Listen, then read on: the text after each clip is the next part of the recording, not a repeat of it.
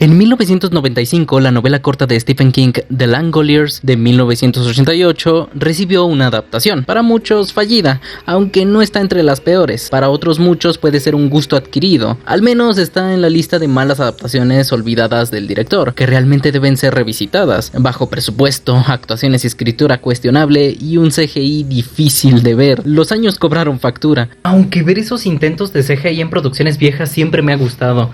Es como una ventana hacia lo anticuado pero sobrepersonalizado de esas épocas. Pero bueno, el punto es que nuestro amigo cineasta griego Mágerkos Aristótelis hizo una tarea inaudita con este material. Imprimió cada frame de las 3 horas de duración de la miniserie y la reeditó con técnicas de collage de papel y animación una por una para abstraer los elementos ficcionarios, además de brindar paralelismos, emociones y dinamismo a cada minuto. El director declara que se demoró 3 años y medio desde su planeación. Vi The Langoliers cuando era muy joven y la película se me quedó grabada en la memoria durante mucho tiempo. Fue la experiencia más aterradora que he vivido jamás. Pero cuando la volví a ver años después, no era la misma experiencia que recordaba. En mi memoria la película se había convertido en algo monumental. Las actuaciones, la tensión, el ritmo. Así que cuando volví a verla no estuvo a la altura de mis expectativas. No culpo a The Langoliers por ello, pero vi la oportunidad de descubrir lo que me pareció verdaderamente interesante y aterrador de ella. Esperaba que hubiera una manera de descubrir el recuerdo de la película de mi juventud y abordar la increíble interpretación de Bronson Pinchot como Craig Toomey. El director se quería aventurar en convertir una película que recordaba con terror y que años después le decepcionó en lo que fue en su memoria. Una de las experiencias más aterradoras que haya vivido jamás, convirtiendo a The Langoliers en The Timekeepers of Eternity de 2021, una síntesis experimental doblando el carácter artístico del producto televisivo de una manera enajenante. Los detalles son demasiado interesantes. Vuelve planos que originalmente no tenían más intenciones que las estándares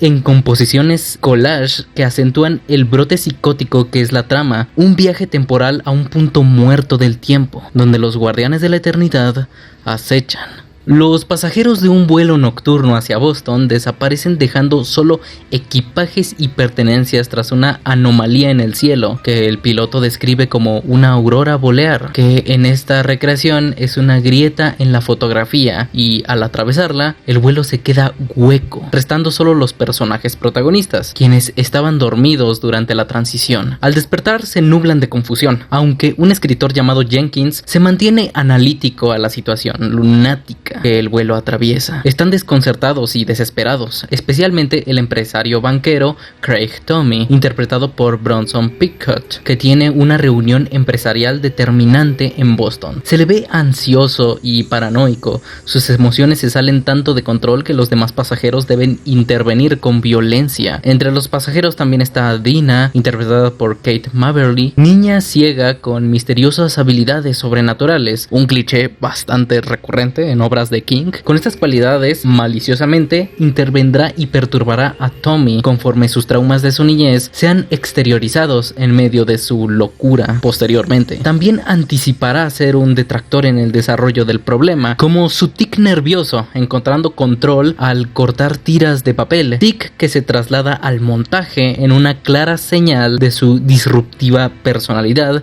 y antagonismo en medio de la trama y del problema. Otros personajes relevantes como Albert o Laurel, junto al resto del elenco, a diferencia de la obra y serie original, se les es arrebatada su profundidad y son reducidos a sus roles más prácticos, lo cual no es malo, pero eso lo detallaremos más adelante. La incertidumbre es la mayor virtud de este relato corto, ya que en correlación con la encrucijada temporal que se presentará más tarde, la imagen más intrusiva es el estado de suspensión temporal y espacial del avión, el terror a la ignorancia del rumbo y la hora, del espacio entre el avión y el suelo. Las nubes parecen más bien un mar o desierto, irónicamente compuesto por cristales de hielo y agua mayoritariamente, composiciones heterogéneas de estos. Dada la falla de sistemas de comunicación, desvían el avión hacia un aeropuerto abandonado en Bangor, en Maine. Sus dudas se incrementan cuando se dan cuenta que en tierra tampoco hay personas. Pero, a diferencia del avión, aquí no hay rastros de pertenencias. Incluso en tierra, la imagen del cielo será subliminalizada por su reminiscencia a la incertidumbre, el miedo y la condensación temporal, además de la rendición a la asfixia, la desesperación que afectará al náufrago más psicótico, Tommy, que junto a las imágenes del cielo tendremos un vistazo a sus traumas paternales, una paternidad rígida e insensible desde niño. Su padre lo obligó a ser el hombre que es ahora y determinó su comportamiento actual, caprichoso, exigente, prepotente, violento, necio. Desde niños, a los que se les exige con violencia, al crecer solo sabrán exigir con violencia. I have a meeting at Boston's Prudential Center at 9 o'clock this morning. Promptly at 9 o'clock. That's what's important. And I have absolutely no intention of being... Es así que se vuelve el náufrago más insoportable y peligroso de todos. Toda esta información ya venía anticipada desde el avión. Los dobleces, la ruptura de cada frame, el comportamiento táctil de la imagen en correlación al estado de los personajes. También hace un paralelo con el tiempo. Hace pensar sobre el límite de cada cuadro. La sublimación de cada imagen, de su estado natural a su atemporalidad. Tommy, ahora en tierra, tiene brotes ansiosos y recapitula fragmentos de su pasado, donde su padre, mientras lo menospreciaba y reprendía por no esforzarse lo suficiente para sus expectativas, lo aterrorizaba con unos monstruos inventados llamados Langoliers, bestias violentas que vendrían a despedazarlo y aterrorizarlo. Su esquizofrenia avanza a tal punto que comienza a conversar con su padre, quien le acusa de nunca haber cambiado ni mejorado. Sigue siendo un niño con miedo. A su vez, Dinah, junto con el escritor Jenkins, parecen comprender lo que acontece y advierte a los pasajeros de un ruido alarmante que puede percibir. Al parecer algo se acerca poco a poco, desde lejos, un sonido aterrador que pone inquieto especialmente a Tommy, que pregunta si acaso son los Langoliers que lo atormentaban de niño.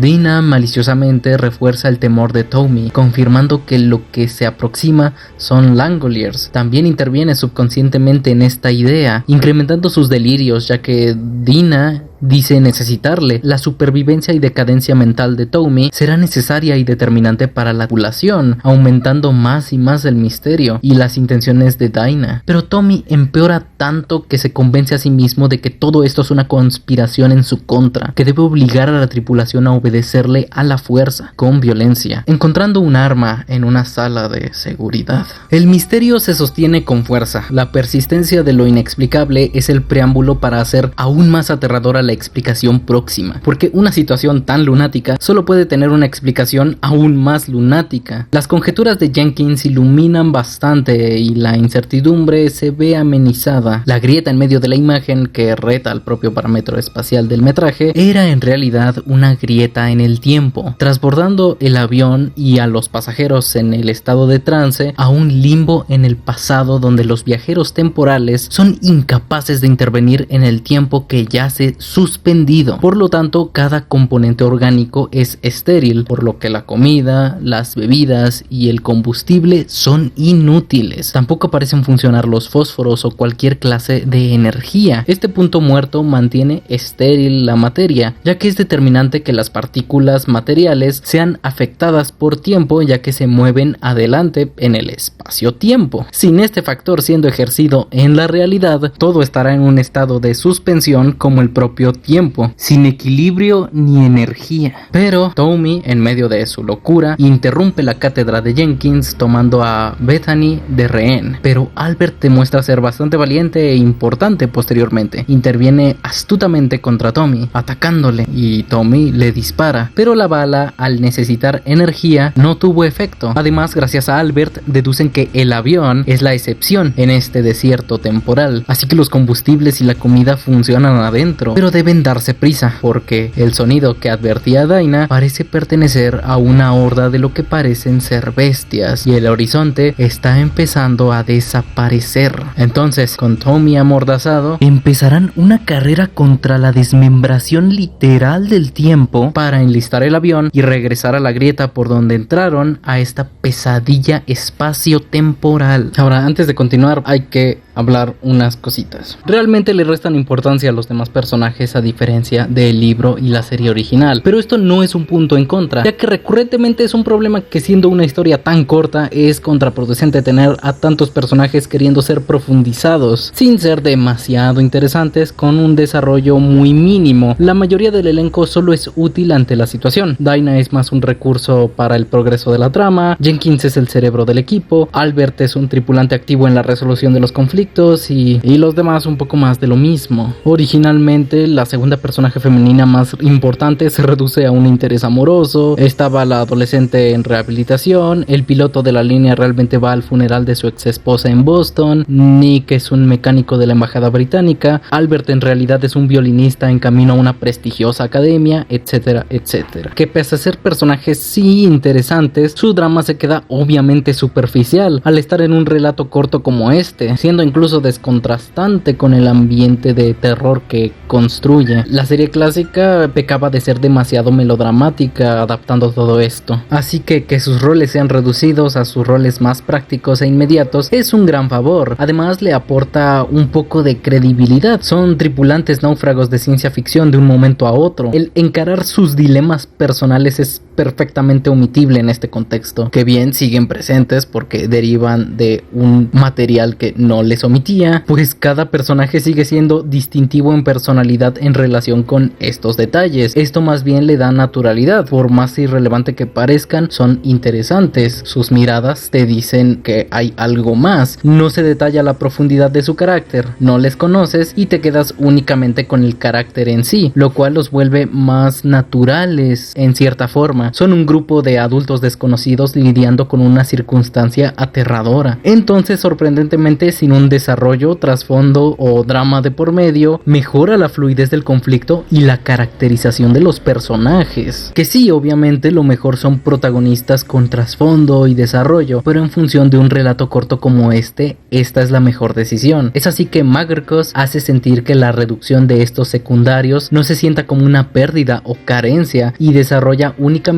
el conflicto y al antagonista. Elimina todo exceso de la original y lo reemplaza con los suyos, porque sí, yo no lo siento así, pero sí que el recurso de la animación puede saturar a muchos. A mí me gustó este vicio y en realidad ayuda a que sea un largometraje bastante breve. Esta experimentación vuelve a tomas estándares sin muchas ambiciones de por medio, parte de una artesanía que juega con paralelismos, simbolismo e imaginería visual, volviendo a esta historia efectivamente aterradora, ya que la serie clásica, dejando de lado las limitaciones presupuestales, no intentaba mucho compensar sus carencias con su narrativa u ambientación. Y no malinterpretar, no le quiero quitar mérito al trabajo de Holland, que sin él esto no sería posible. Realmente para lo que fue, cuenta de manera muy acertada este relato. Por algo es una adaptación no tan conocida, pero sí bastante querida dentro de su nicho. Pero admiro este metraje como uno de mis favoritos, por su atrevimiento en la revalorización de un clásico televisivo de más de 3 décadas, volviéndolo un metraje experimental que le convierte en una síntesis perfeccionista, haciendo que lo que en otras historias serían carencias y huecos en virtudes, mientras llena de metatextualidad a una narración y dirección ordinaria. La muta en su propia reencarnación extremadamente minuciosa, haciendo que esta cinta sea muchísimo más que una curiosidad y se sostenga por sí sola como un ejemplar y única película independiente. Lo único que le juega en contra son algunas carencias actorales de la clásica, con sobreexageraciones y contados diálogos un tanto cursis, pero personalmente esos detalles no me molestan, ya que le tengo su debido respeto al trabajo original.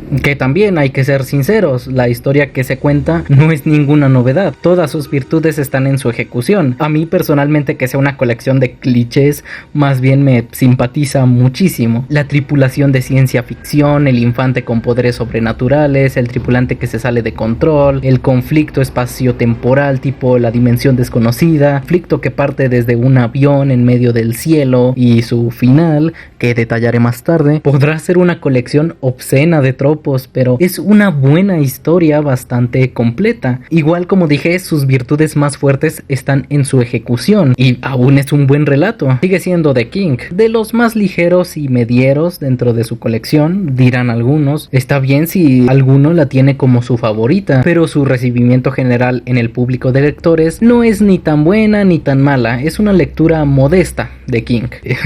Pero esto, que esta cinta logre convertir una base así en un trabajo experimental tan expresivo e innovador, solo eleva mi afinidad a este proyecto. La impresión de cada fotograma individual y su reensamblado mediante técnicas de animación experimentales le otorgan a su corte monocromático de baja fidelidad un alto nivel de interés visual. Realza de manera impresionante el deterioro mental del antagonista Toumi y su tic autoconsolador de triturar el papel. Las cualidades táctiles acentúan la expresividad. Sus rasgaduras son parte de la propia esquizofrenia que asemeja el problema y representa también de manera literal el despellejamiento del tiempo que se aproxima furiosamente a la tripulación. Vemos cómo la cámara revela la mesa de trabajo y el tiempo devora los marcos de los fotogramas como un preámbulo del vacío que se le aproxima a esta dimensión, aumentando la sensación opresiva en el tercer arco. Sus dobleces y deformaciones también aluden a el enfoque del viaje temporal que da Magerkos, una versión abstracta y expresionista. A veces las escenas se repiten en una rápida sucesión, se traban y cortan como un gesto del plano temporalmente averiado en el que están. Su monocromía le da un toque melancólico y espectral que remite a la trama original, que va de estos personajes acomplejados, atrapados en el pasado como simbolismo. Ahora entramos a terreno de spoilers, a detallar el final. Toumi es fastidiado por Dinah, que siente curiosidad por los Langoliers a los que Toumi le teme, con los que Dinah le atormentará subconscientemente. El desastre se desata cuando Toumi se libera y en su escape apuñala a Dinah. Este incidente tiene a la tripulación amenazada. Ahora tienen una niña herida, están enlistando el avión y ahora cualquiera corre peligro, pero Dinah, aún malherida, actúa de manera extraña y sospechosa,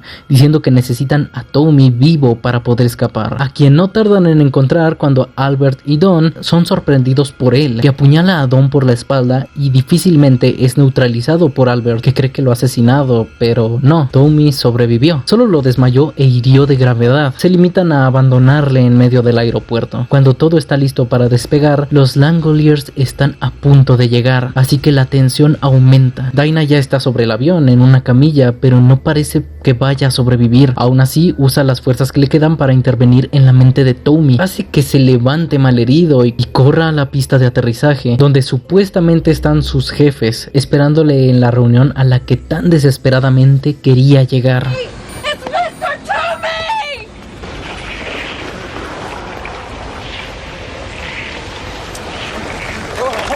Cuando llega, ve a todos en una gran mesa, pero pasa de la felicidad a la furia y les confiesa haber perdido su dinero. Ve una vez más a su padre y de nuevo recae su frustración y trauma, hasta que vemos a los Langoliers, unas bestias hechas con los cortes de los fotogramas, en forma de espirales puntiagudas que devoran el espacio y el tiempo, en reemplazo de las terribles versiones del 95, que esas son innegables. Se acercan cientos y devoran todo a su paso. El avión se prepara para despegar, pero no parece que lo vaya a lograr. Aquí se revela que Dinah preparó sacrificar a Toumi para ganar tiempo y escapar, ya que es a quien atacan inmediatamente. Entre gritos y desesperación, en una actuación un tanto cuestionable, dirige a los Langoliers hacia él y el avión se logra librar del vacío, dejando a Toumi ser asesinado por su mayor miedo.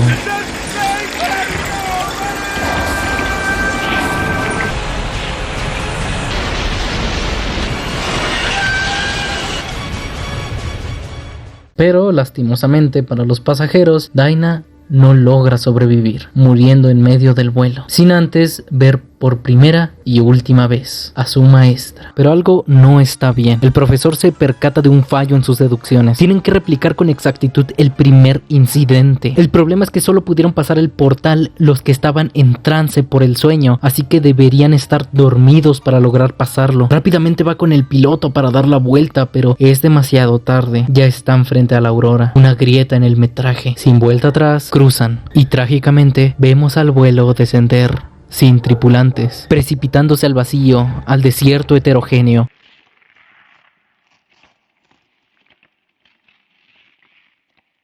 una conclusión nihilista para la tripulación, a diferencia del libro original, que se salvan dada la disminución de presión en la cabina, logran dormirse simultáneamente antes de cruzar, pero terminan ya no en el pasado, sino en el futuro. Una conclusión hasta simpática para algunos. Puede gustar más, puede gustar menos, pero indudablemente la iconicidad que resulta The Timekeepers of Eternity como metamorfosis de la obra original hace que en su compresión el nihilismo de esta conclusión calce mejor en la montaña rusa de emociones, una triste derrota contra el vacío.